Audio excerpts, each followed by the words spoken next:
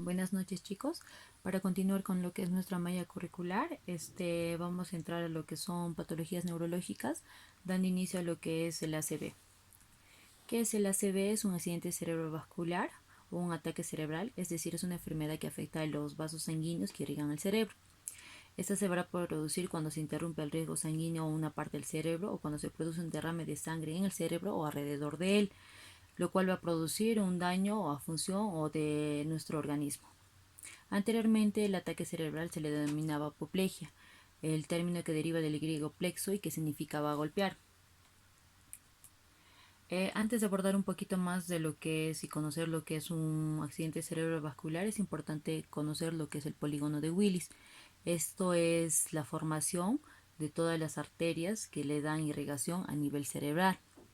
Esta está formada por 9 arterias, que es la arteria cerebral anterior, la arteria cerebral media, la arteria cerebral posterior, la arteria carótida interna, la arteria basilar, las arterias vertebrales, la arteria cerebral anterior, la arteria cerebral anteroinferior, la arteria cerebral posterior-inferior. ¿Por qué la importancia? Porque de acuerdo donde se haya focalizado, donde se haya dado el daño de esta arteria, es que nosotros vamos a ver qué tipo de manifestaciones clínicas va a presentar nuestro paciente. Ahora, un ACV va a estar clasificado por dos tipos, un ACV isquémico y un ACV hemorrágico. Un ACV isquémico, que va a cubrir casi el 85%, representa de los ataques cerebrales, y un 2% y en algunos casos hasta un 10% que se va a hacer un ACV hemorrágico.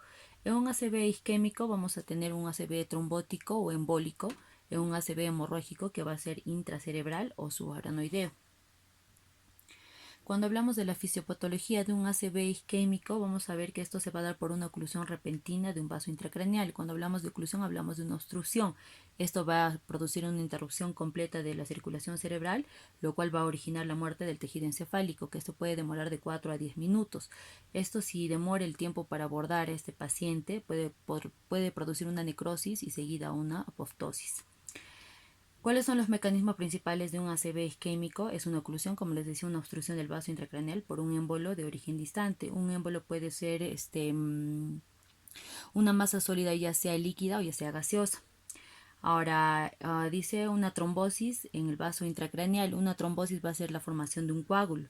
Deficiencia de irrigación causada por una estenosis que limita el flujo de un gran vaso extracraneal. Una estenosis va a ser un estrechamiento, o sea, va a ser por una deficiencia de irrigación causada por un estrechamiento que limita el flujo de un gran vaso extracraneal. Ahora, para abordar lo que es la fisiopatología de un ACV hemorrágico, vamos a tener factores de riesgo que son modificables y no modificables. Cuando nosotros hablamos de modificables, hablamos de una hipertensión arterial y de una ingesta o consumo de drogas ilícitas como la cocaína. Ahora, los no modificables, una edad avanzada, una amiloidosis cerebral, que son proteínas que se acumulan en las paredes de las arterias, coagulopatías, que es la disminución de la capacidad de coagulación, la vasculitis, la inflamación de los vasitos, aneurisma, que es la dilatación de las paredes de las arterias, o malformaciones arteriovenosas o neoplasias intracraneales. Ahora, ¿cuáles son las causas de un ACV hemorrágico? Hablamos posiblemente o mayormente de los ACV hemorrágicos se da por un aneurisma. ¿Qué quiere decir? Que es la ruptura de una malla normal de los vasos sanguíneos con paredes débiles, o también puede ser por alguna malformación arteriovenosa que puede estar presente desde el nacimiento. Tenemos dos tipos de ACV hemorrágico, dijimos que es una intracerebral y una subaranoidea. Ahora, cuando yo decía la importancia de conocer nosotros el polígono de Willis, es porque nosotros reconociendo en la parte de diagnóstico, en nuestra resonancia magnética o en nuestra tomografía, vamos a poder identificar en qué arteria o en qué lado o en qué zona está focalizado el daño para saber qué manifestaciones va a presentar nuestro paciente. Por eso es importante reconocer ello. Ahora vamos a ver el cuadro clínico. Por ejemplo, cuando va a ser dañada la arteria cerebral media, que es la más frecuente, esta puede ser en la ubicación del lóbulo frontal o del lóbulo parietal o del lóbulo temporal. El cuadro clínico va a ser una hemiplegia contralateral de predominio facio-braquial, que quiere decir que es pérdida de función motora o sensitiva a nivel del brazo, más una fascia de Broca, que va a ser la fascia de Broca, la dificultad para poder hablar o la fluidez para poder hablar. Ahora, la desviación de la mirada hacia la lesión hemilateral. Ahora, cuando hablamos del cuadro clínico de una arteria carótida interna, eso quiere decir que es asintomático, o sea, que quiere decir que no siempre va a presentar todos los síntomas, pero es casi similar a la lesión de una arteria cerebral media. O sea que va a presentar una hemiplegia como una hemianestesia. Ves que una hemiplegia es la pérdida de función de la mitad del cuerpo, una hemianestesia, o sea, pérdida de la sensación, del sentido, de la parte sensitiva. De forma contralateral, vamos a ver que va a haber, puede preceder de un ACV isquémico transitorio, que quiere decir que esto puede ser momentáneo o parcial, o sea que no va a durar, o una amaurosis fugaz homolateral. Cuando hablamos de una amaurosis fugaz, hablamos de una pérdida brusca de la visión, que también puede ser transitoria. Ahora, cuando hablamos del cuadro clínico de una arteria cerebral anterior, que es muy rara, la ubicación puede darse en la corteza sensitivo-motora o puede ser en el lóbulo prefrontal, que puede ser dado por una embolia. El cuadro clínico va a ser una hemiparesia, más una hemiopostesia, más un predominio crural contralateral. Un predominio crural contralateral que quiere decir que puede reflejar más la pérdida de función de la pierna. Una abulia más reflejos arcaicos más apraxia de la marcha. Esto quiere decir abulia, abolición, pérdida, función de los reflejos arcaicos, más una apraxia de la pérdida de reconocer cómo era la marcha. Ahora, cuadro clínico de una arteria cerebral posterior. Tenemos la ubicación que puede darse en el lóbulo occipital, en el hipocampo, en el cuerpo calloso, en la parte posterior o en el tálamo. Esto nos va a producir una hemiagnosia homónima contralateral que suele causar como un estrabismo, reflejos pupilares normales, puede producir una desorientación, alucinaciones visuales. Esta puede o no ser bilateral. Una ceguera cortical también puede producir trastornos transitorios de la memoria, alexia sin grafía, que quiere decir que no puede, pérdida de la capacidad de escribir o de leer. Tenemos el síndrome de Yenneri-Roussy, que es mayormente presente. Este síndrome presenta 4 características, que es la hemiopastosis, la hemihiperalgia y la hemiataxia. En algunos casos llega a presentar hasta la aterognosia, que quiere decir que tienen dificultad para reconocer los objetos. Ahora, vamos a hablar de la ubicación y del cuadro clínico de las estructuras de la parte del cerebro, lo cual se van a ver afectados cuando hay una lesión, por ejemplo, en el tálamo, cuando la lesión, o le llaman síndrome talámico, va a producir una hemiplegia contralateral, una desviación de los ojos hacia abajo. Ahora, el putamen es la lesión más común que se puede ver cuando hay ACVs isquémicos, es la más frecuente y suele producir en sus clínicas una hemiparesia, una hemipoestesia contralateral, desviación conjugada de los ojos al lado de la lesión, comprensión ipsilateral del tercer par y disminución del nivel de conciencia. Ahora, cuando hablamos a nivel del cerebelo, al nivel del cerebelo, bueno, imagino que van a poder observarlo ustedes en su imagen en su casa porque les voy a mandar el PPT. A nivel del cerebro produce cefalea occipital, inestabilidad, vértigo, vómitos de manera brusca, ataxia de los miembros ipsilaterales y puede presentar nistagmos, que son movimientos involuntarios de los ojos. Ahora, cuando hablamos lesiones en el puente, hablamos como una cuadriplegia, porque el puente es la zona donde se va a encontrar o donde se va a encontrar la médula espinal y lo que es el bulbo raquídeo. Esta puede producir una cuadriplegia, un déficit sensitivo bilateral, pupilas mióticas reactivas, los ojos se alejan de la lesión. Eso es lo que produce en la ubicación en estas estructuras del cerebro.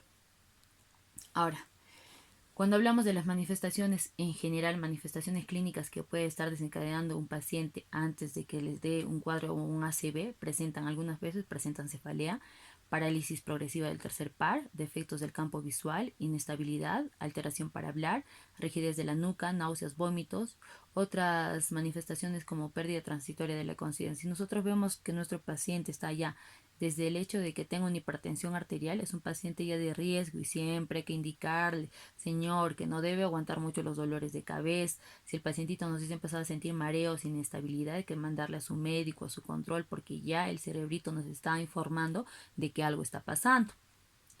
Ahora, ¿cuáles son los factores de riesgo? Principalmente va a ser el tabaquismo, la hipertensión arterial, el colesterol, el estrés, la falta de ejercicios, el sedentarismo, la obesidad y la diabetes. Para nuestro diagnóstico, tanto en el ACV isquémico y en el ACV hemorrágico, vamos a tener lo que son las tomografías, la resonancia magnética, la arteriografía que se va a realizar para valorar lo que son las estenosis caratoideas. También existe el ecodoppler caratoideo. Esas son las pruebas que nosotros vamos a verificar con nuestros pacientitos ya hayan desarrollado o hayan tenido como un ACV y como secuela un hemiplegia o donde haya sido focalizado, donde haya sido el daño. Siempre traen sus plaquitas y es que nosotros podemos observar a qué lado ha sido y vemos más o menos, esto es la clínica que nuestro paciente está presentando y dónde es lo que nosotros tenemos que abordar. Ahora, el tratamiento de un ACV isquémico, una vez haber realizado su diagnóstico y todo, esto entra a la parte médica, la parte de los neurólogos, donde le dan un tratamiento farmacológico, donde le dan pues trombolíticos, anticoagulantes, antiplaquetarios o un sistema de neuroprotección y constantemente tienen sus controles pacientitos que ya han recibido, ya han tenido como antecedente un ACV. Ahora, donde nosotros entramos es el abordaje de un paciente que ha sufrido un ACV. Inicialmente se requiere de un programa de rehabilitación que tiene que ser interdisciplinario, que atienda tanto los aspectos motores y verbales, visuales y las actividades de la vida diaria y otras secuelas incapacitantes para que el paciente pueda alcanzar su grado de independencia suficiente para retornar a sus actividades habituales. Otro punto que se ve afectado luego del ACV son los familiares, ya que los familiares tienen que aceptar que el paciente que ha sufrido esto necesita un cuidado especial, ya que se necesita un apoyo y la orientación, el cuidado y el manejo de ellos.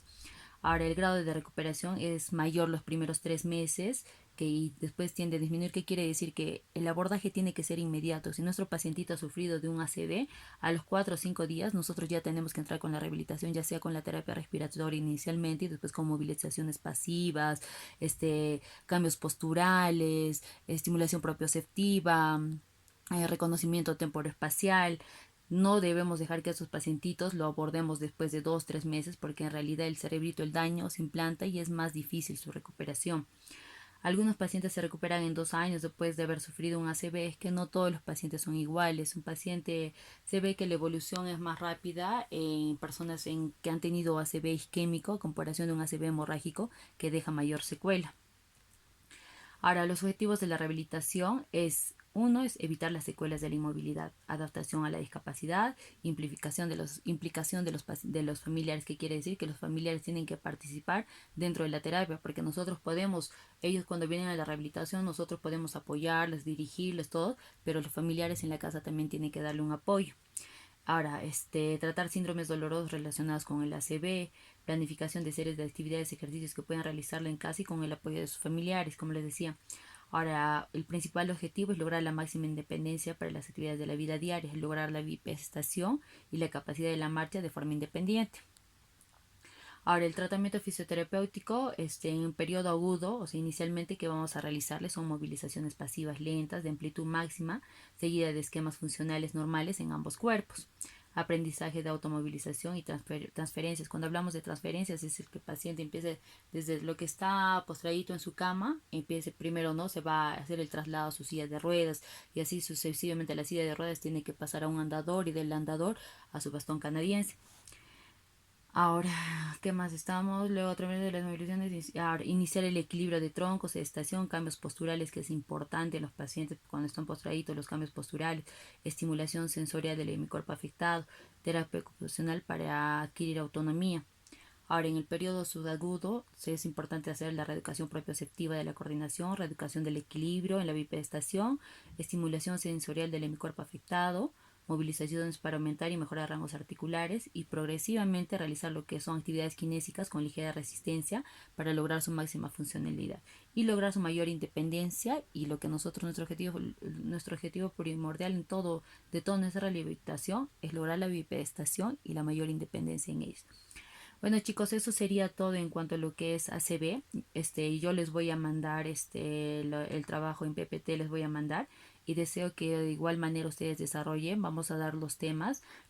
El día sábado les voy a pasar el tema de cada uno y deseo que cada uno también se grabe un video así de su tema y nos los mande y también nos mande su PPT. Eso sería todo, chicos. Buenas noches. Cualquier duda me escriben en el grupo del WhatsApp. Bueno, sé que las clases, la parte práctica realmente nos va a faltar, va a ser una falencia primordial, pero esperemos que esta situación se solucione y así pues felizmente he podido conversar con los médicos de piso y me han dado la facilidad de que una vez se solucione este problema de lo que estamos pasando del COVID, vamos a poder subir a piso y van a poder realmente ver estas patologías neurológicas, porque si bien es cierto, ustedes no han podido observar tanto en lo que es en el servicio de medicina física, pero las neurológicas sí o sí vamos a subir a piso. Ya tengo la autorización, así es que chicos, esperemos que todo esto se solucione y así pues darle hincapié y seguir con su formación de ustedes. Hasta mañana chicos, cuídense.